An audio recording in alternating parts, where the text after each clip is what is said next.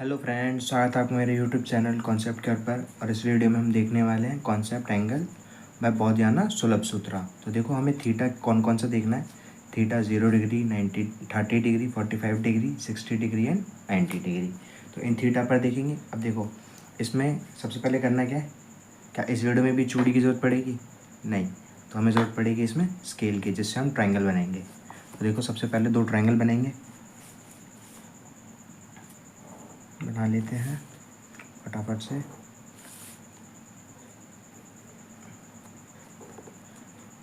और ये ट्रायंगल कैसे होंगे? राइट एंगल ट्रायंगल, क्योंकि ट्रिग्नोमेट्री हमेशा कहाँ पे लगती है? राइट एंगल ट्रायंगल पर ही लगती है। तो यहाँ पे हमने ट्रायंगल ले लिया। फर्स्ट का एंगल अल्फ़ा, दूसरे का एंगल बीटा। अब यहाँ पे हम इसको फर्स्ट मान रहे हैं, तो इसके हाइपोटेनस 1 होगी ये परपेंडिकुलर, और ये बेस। यहाँ पे भी ये परपेंडिकुलर टू हाइपोटेनस सेकेंड, और ये बेस सेकेंड। तो देखो, इसमें करना क्या है। जो भी चीज़ आपको पता है, जैसे एंगल, हाइपोटेनस, परपेंडिकुलर और बेस, इन सबको एक साथ लिख लेना है। जैसे फर्स्ट ट्रायंगल है, उसमें एंगल क्या है? अल्फ़ा। सबसे पहले लिखेंगे हम बेस को। बेस B1 है। फिर परपेंडिकुलर क्या है? P1, और हाइपोटेनियस H1, ये लिख लिया। फिर उसके बाद बीटा लिखेंगे। अब बीटा के में क्या है? बेस क्या है? B2, परपेंडिकुलर P2, और हाइपोटेनियस H2। तो देखो, करना क्या है इसमें। या तो हम इन एंगल को जोड़ेंगे या घटाएंगे। अगर हम पहले जोड़ रहे हैं तो अल्टरनेट पे देखो, जैसे अगर इधर पहले जोड़ेंगे तो फिर इसको घटाएंगे, इसको जोड़ेंगे, फिर इसको घटाएंगे। और इसको घटा रहे हैं तो अल्टरनेट, इसको घटाए तो इसको जोड़ेंगे, फिर इसको घटाएंगे, इसको जोड़ेंगे। ठीक है, तो समझ लेते हैं, प्लस करके समझ लेते हैं। अगर इसको हम पहले प्लस कर रहे हैं तो यहाँ पे क्या हो जाएगा? Alpha plus beta. और पहली बार प्लस करा तो देखो, यहाँ पे वैल्यूज़ कैसे लेते हैं? सीधा ऐसे मल्टीप्लाई करेंगे बस। ठीक है, और इन दोनों को ऐसे फिर सब्ट्रैक्ट कर देंगे उन्हें। पहले प्लस करा था, अब माइनस। तो ये तो फर्स्ट वैल्यू हो गई। सेकंड वैल्यू क्या आएगी? B1 B2।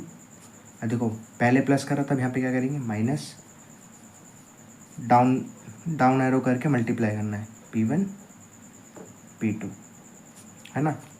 अब इसके बाद क्या करना है? वापस से अब की बार पहले इधर माइनस करा था, अब की बार जो आएगा उसमें क्या करेंगे? प्लस। और अब मल्टीप्लाई कैसे करना है? Cross multiply. ठीक है, तो B2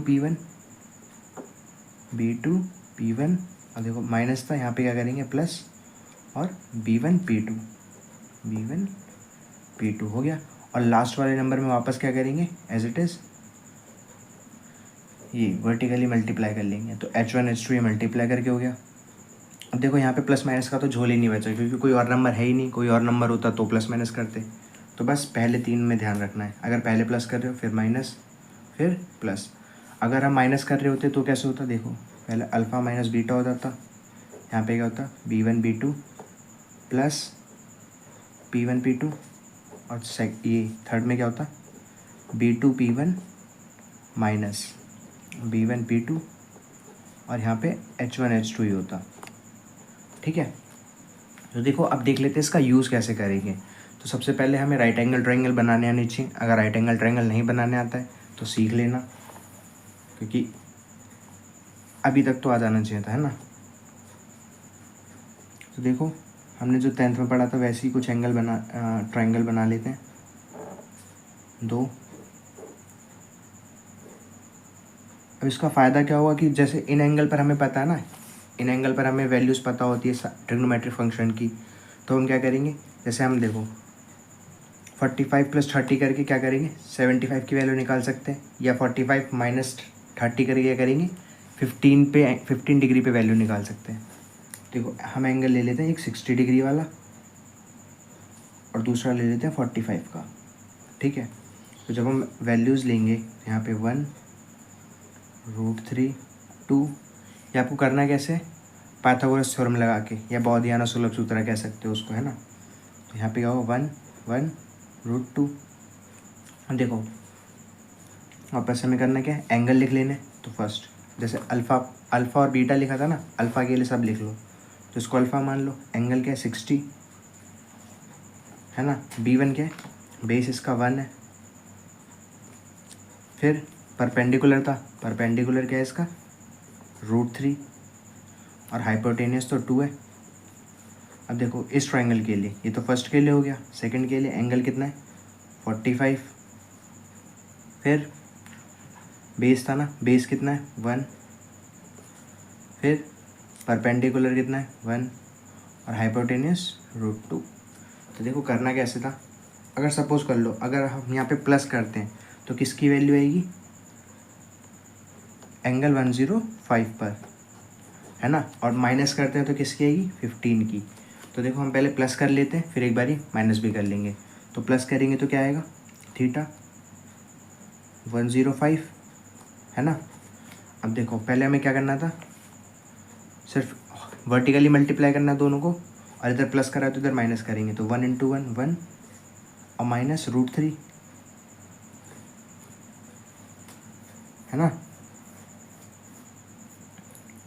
और दूसरी जगह क्या हो जाएगा,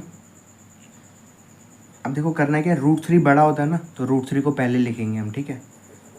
√3 की वैल्यू बड़ी होती है ना 1 से, तो √3 - 1 करेंगे, ठीक है।